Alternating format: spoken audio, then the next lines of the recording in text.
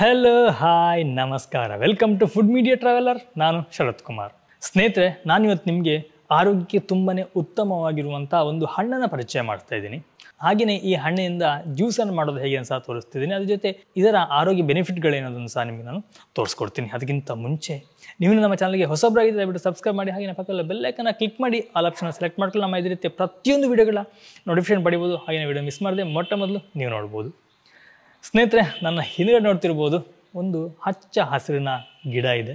ಇದು ಒಂದು ಹಣ್ಣಿನ ಬಳ್ಳಿ. ಯಾವುದಪ್ಪ ಹಣ್ಣು ಅಂತಂದರೆ ಫ್ಯಾಷನ್ ಫ್ರೂಟ್ ಅಂತ ಹೇಳಿ, ಅಥವಾ ಇದಕ್ಕೆ ನಾವು ಕನ್ನಡದಲ್ಲಿ ಕೃಷ್ಣ ಫಲ ಅಂತಲೂ ಕರಿತೀವಿ. ಈ ಗಿಡ ಸರ್ವಸಾಮಾನ್ಯವಾಗಿ ಎಲ್ಲ ಸೀಸನಲ್ಲೂ ಸಹ ಹಣ್ಣನ್ನು ಕೊಡುವಂಥ ಒಂದು ಗಿಡವಾಗಿದೆ.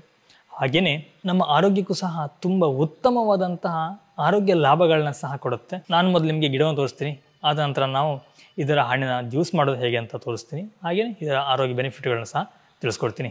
ಬನ್ನಿ ನಾವು ಇವತ್ತಿನ ವಿಡಿಯೋನ ಶುರು ಮಾಡೋಣ. ನೋಡಿ, ಇದು ಈ ಫ್ಯಾಷನ್ ಫ್ರೂಟ್ ಹಣ್ಣಿನ ಗಿಡ.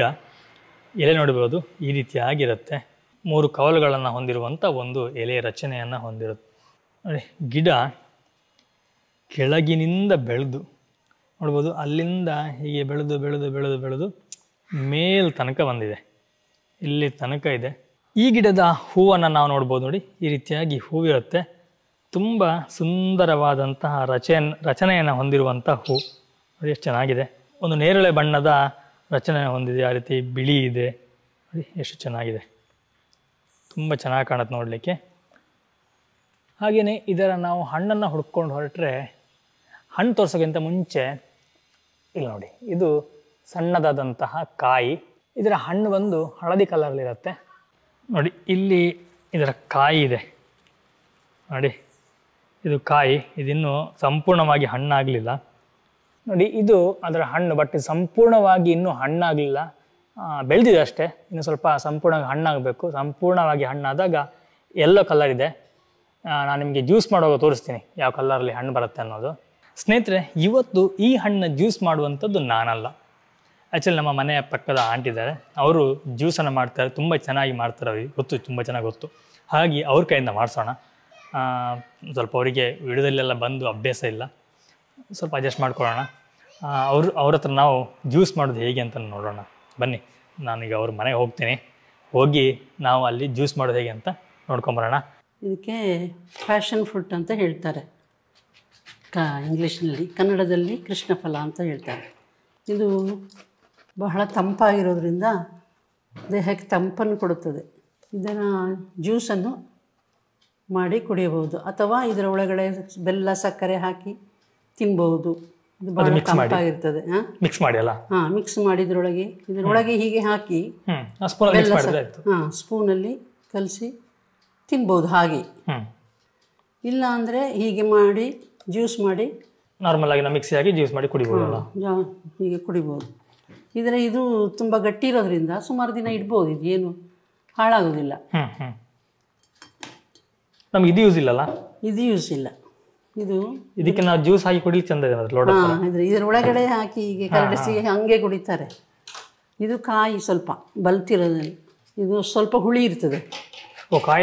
ಕಾಯಿ ಸ್ವಲ್ಪ ಹುಳಿ ಇರ್ತದೆ, ಹಣ್ಣಾದರೆ ಸ್ವಲ್ಪ ಸಿಹಿ ಆಗ್ತದೆ.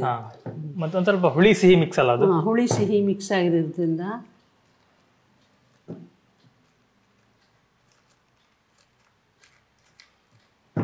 ಇದಕ್ಕೆ ಸಕ್ಕರೆ ಹಾಕಬೇಕು. ಎಷ್ಟು ಸ್ಪೂನ್? ಈಗ ಇದಕ್ಕೆ ಒಂದು 5 ಸ್ಪೂನ್ ಹಾಕಬೇಕು. ಅವ್ರಿಗೆ ಸಕ್ಕರೆ ಎಷ್ಟು ನೋಡಿ, ಸ್ವೀಟ್ ಎಷ್ಟು ಬೇಕು ಅಷ್ಟು ಹಾಕ್ಬೋದು. ನಾವು ಇದಕ್ಕೆ ಬೆಲ್ಲ ಸಹ ಹಾಕ್ಬೋದು. ಬೆಲ್ಲ ಚಂದ ಆಗುತ್ತೆ. ಬೆಲ್ಲನೂ ಹಾಕ್ಬೋದು. ನೀರು ಹಾಕಿರೋ ಸಾಕು. ನೀರು ಜಾಸ್ತಿ ಹಾಕಿದ್ರೆ ಅದು ಇದಾಗಲ್ಲ. ಸ್ವಲ್ಪ ನೀರು ಹಾಕೊಂಡು ಮಾಡಿದ್ರೆ ತಿರುಗಲ್ಲ. ನಾವೀಗ ಈ ರೀತಿ ಒಂದು ಜಾಲ ಇಟ್ಕೊಂಡಿರಲಿ ಸೋಸ್ಬೇಕಾದ್ರೆ ಬೀಜ ಎಲ್ಲ ಇರ್ತದೆ. ನಾವೀಗ ಹಾಗೆ ತಿನ್ನೋದಾದ್ರೆ ಡೈರೆಕ್ಟ್ ಆಗಿ ಹಾಗೆ ತಿನ್ಬಹುದು. ಬೀಜ ಆವಾಗ ತೊಂದರೆ ಇಲ್ಲ? ಬೀಜ ತೊಂದರೆ ಇಲ್ಲ. ಆದ್ರೆ ಹೀಗೆ ಮಾಡೋದು ಕುಡಿಯುವಾಗ ಸಿಗ್ತದಲ್ಲ ಬಾಯಿಗೆ, ಒಳ್ಳೇದಾಗೋದಿಲ್ಲ. ಅದು ಸ್ವಲ್ಪ ಏಲಕ್ಕಿ ಪೌಡ್ರು ಹಾಕೊಳ್ಬೇಕು. ಅದು ಏಲಕ್ಕಿ ಮತ್ತೆ ಶುಗರ್ ಮಿಕ್ಸ್ ಅಥವಾ ಖಾಲಿ ಏಲಕ್ಕಿ? ಇದು ಖಾಲಿ ಏಲಕ್ಕಿನೂ ಹಾಕ್ಬೋದು. ಅಲ್ಲ, ನೀವು 2 ಸ್ಪೂನ್ ಹಾಕಿರಲ್ವಾ? ನೀವು 2 ಸ್ಪೂನ್ ಹಾಕಿರಲ್ಲ, ಅದು ಮಿಕ್ಸ್ ಇದೆಯಾ ಅಂತ ಕೇಳಿದ್ದು. ಅದರಲ್ಲಿ ಶುಗರ್ ಇದೆ. ಓಕೆ. ಫೈನಲ್ ಆಗಿ ನಮ್ಮ ಜ್ಯೂಸ್ ರೆಡಿಯಾಗಿದೆ.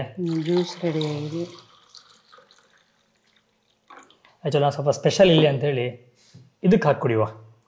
ಟೇಸ್ಟ್ ಹೇಗಿದೆ ಅಂತ ನೋಡುವ. ನಮಗಿದು 2 in 1, ಒಂದು ಗ್ಲಾಸ್ ಸಹ ಆಗುತ್ತೆ, ಒಂದು ಹಣ್ಣು ಸಹ ಆಯ್ತು ನಮಗೆ.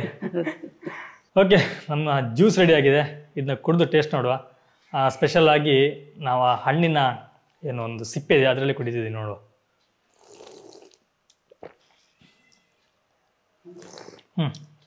ಸೂಪರ್ ಆಗಿದೆ. ಟೇಸ್ಟ್ ತುಂಬ ಚೆನ್ನಾಗಿದೆ. ಹುಳಿ ಮತ್ತು ಸಿಹಿ ಎಲ್ಲ ಇರೋದ್ರಿಂದ ಕುಡಿಯೋಕ್ಕೆ ತುಂಬ ಖುಷಿ ಅನಿಸುತ್ತೆ. ಇದು ಆ್ಯಕ್ಚುಲಿ ನನಗೆ ಕಮ್ಮಿ ಆಗುತ್ತೆ, ನಾನು ಇನ್ನೊಂದು ಗ್ಲಾಸ್ ಬೇಕು. ಈ ಹಣ್ಣಿನಲ್ಲಿ ವಿಟಮಿನ್ ಎ ಮತ್ತು ವಿಟಮಿನ್ ಸಿ ಅಂಶ ಹೇರಳವಾಗಿದ್ದು ಇದು ನಮ್ಮ ಚರ್ಮದ ಆರೋಗ್ಯವನ್ನು ಕಾಪಾಡಲಿಕ್ಕೆ ತುಂಬನೇ ಸಹಕಾರಿಯಾಗಿದೆ. ಹಾಗೆಯೇ ಈ ಹಣ್ಣಿನಲ್ಲಿ ಆಂಟಿ ಆಕ್ಸಿಡೆಂಟ್ ಅಂಶ ಸಹ ಹೇರಳವಾಗಿ ಸಿಗುತ್ತೆ. ಈ ಹಣ್ಣಿನ ಸೇವನೆಯಿಂದ ನಮ್ಮ ದೇಹದಲ್ಲಿ ರೋಗನಿರೋಧಕ ಶಕ್ತಿಯನ್ನು ಹೆಚ್ಚಿಸಲಿಕ್ಕೆ ಸಹಕಾರಿಯಾಗುತ್ತೆ.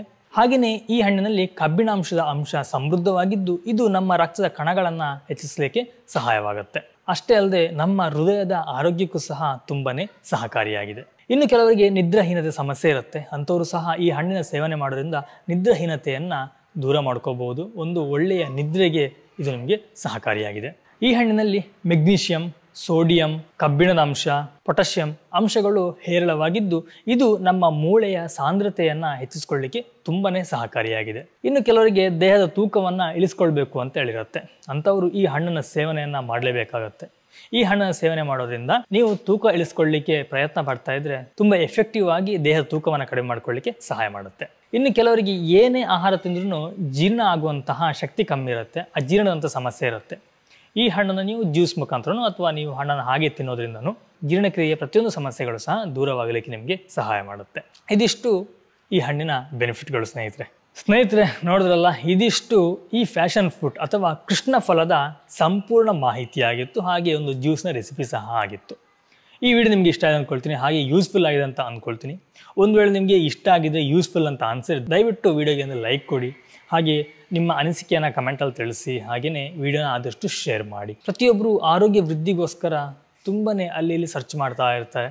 ಅಂಥವರಿಗೆ ನಿಮ್ಮಿಂದ ಒಂದು ಸಣ್ಣ ಕೊಡುಗೆಯಾಗಲಿ ವಿಡಿಯೋನ ದಯವಿಟ್ಟು ಶೇರ್ ಮಾಡೋದನ್ನ ಮರಿಬೇಡಿ. ನಾನು ನಿಮಗೆ ಮುಂದಿನ ಒಂದು ವಿಡಿಯೋದಲ್ಲಿ ಸಿಗ್ತೀನಿ, ಒಂದೊಳ್ಳೆ ರೆಸಿಪಿ ಅಥವಾ ಒಂದೊಳ್ಳೆ ಗಿಡಮೂಲಿಕೆ ಅಥವಾ ಒಂದೊಳ್ಳೆಯ ಸ್ಥಳ ಪರಿಚಯ ಜೊತೆ ಅಥವಾ ಒಂದೊಳ್ಳೆ ಮಾಹಿತಿ ಜೊತೆ. ಓಕೆ ಸ್ನೇಹಿತರೆ, ಥ್ಯಾಂಕ್ ಯು, ಬಾಯ್ ಬಾಯ್, ನಮಸ್ಕಾರ.